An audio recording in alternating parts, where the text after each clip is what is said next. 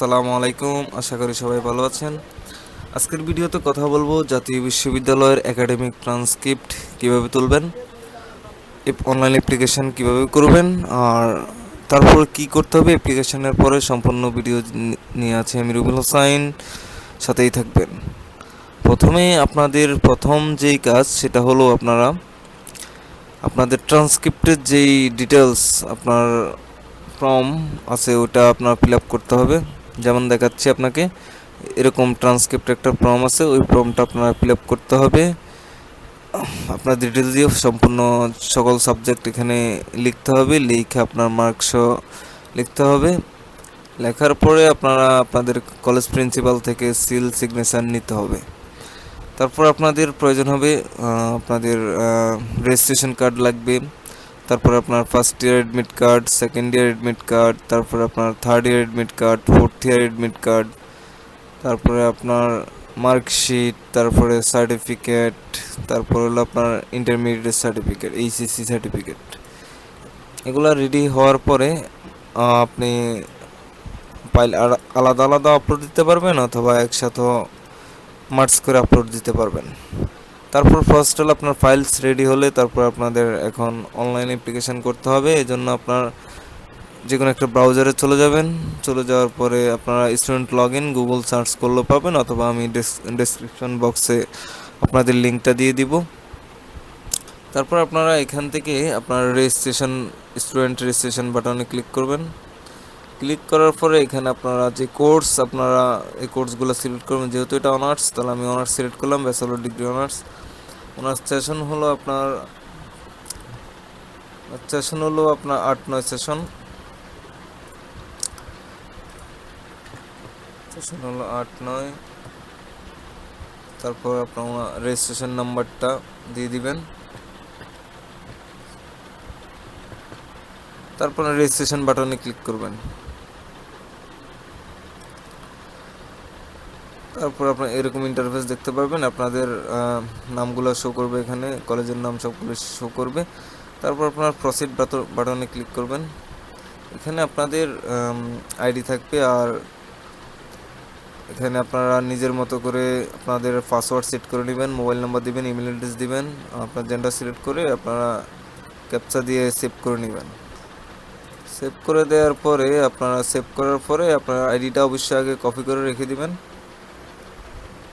তারপর আপনারা এখানে আপনার ইউজার আইডিটা দিবেন, আর পাসওয়ার্ড আপনারা যেটা সেট করছেন ওই পাসওয়ার্ডটা এখানে দিয়ে দিবেন।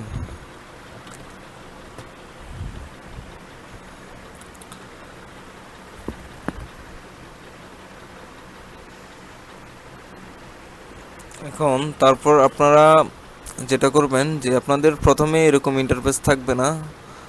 প্রথমে আপনারা যখন এভাবে লগ ইন করবেন নতুন ইউজার, তখন আপনাদের ইন্টারফেসটা এরকম থাকবে। তারপর এখানে আপনারা আপনাদের মোবাইল নাম্বার হয়তো আগেই সেট করা থাকলে এগুলোর প্রয়োজন নেই। আপনারা এসএসসি এবং এইচএসসির ইনফরমেশান একটা ছবি আপলোড দিয়ে, পাসপোর্ট সাইজ ছবি আপলোড দিয়ে আপডেট প্রোফাইলে ক্লিক করে তারপর এটা প্রোফাইল আপডেট করে নেবেন। তারপর আপনারা ড্যাশবোর্ডে চলে যাবেন। এখান থেকে তারপর আপনার ট্রান্সক্রিপ্টের জন্য অ্যাপ্লাইয়ের জন্য যে apply button, examination service, apply বাটনে ক্লিক করবেন। তারপর এখানে যে আপনার এই যে 13 নম্বর সিরিয়াল ট্রান্সক্রিপ্ট, এখানে আপনারা ক্লিক করবেন। এখানে ক্লিক করার পরে এখন আপনার এই ফর্মটা ফিল আপ করতে হবে, ফিল আপ করে সাবমিট করতে হবে। তারপর আপনারা এখানে আপনারা এই যে অনার্স পাস পার্ট পরে ক্লিক করে দিবেন। তারপর পাসিং ইয়ার 2012 এখানে, তারপরে রুল আর রেজিস্ট্রেশন নাম্বার দিবেন।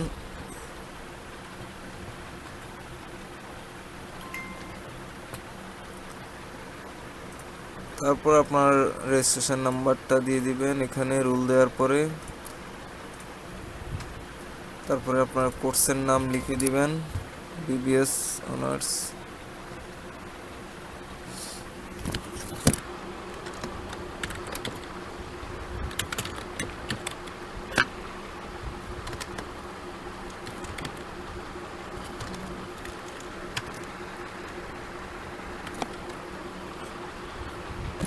তারপর আপনার এই যে কোর্স ডিউরেশন 4 ইয়ার্স। তারপর এগুলা না ফিল আপ করলেও চলবে, আপনারা এখানে এগুলা 0 0 দিয়ে রাখতে পারেন।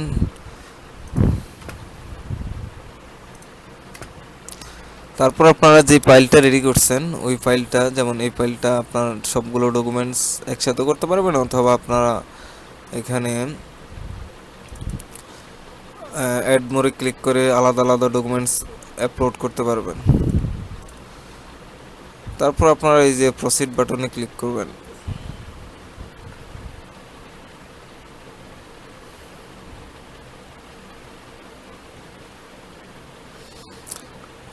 প্রসিড বাটনে ক্লিক করবার আপনার পে স্লিপ ডাউনলোড করতে হবে, এই জন্য আপনারা দ্রুত করার জন্য ড্যাশবোর্ডে ক্লিক করবেন। এখান থেকে আপনারা এই যে পে স্লিপে ক্লিক করবেন, তারপর এই যে ডাউনলোড পেমেন্ট স্লিপে ক্লিক করবেন।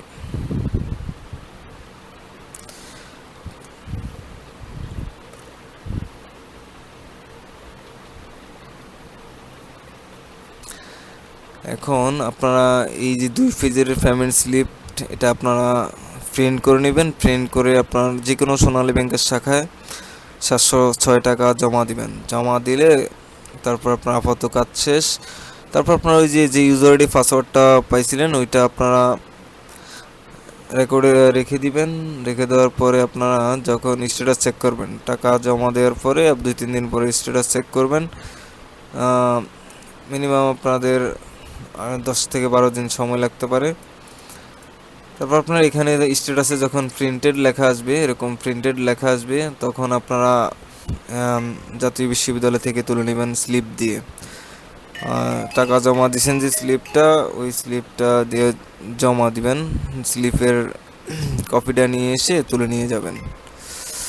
আজকের ভিডিও পর্যন্তই। সকলে ভালো থাকবেন। যে কোনো তথ্য জানতে এবং দ্রুত পাওয়ার জন্য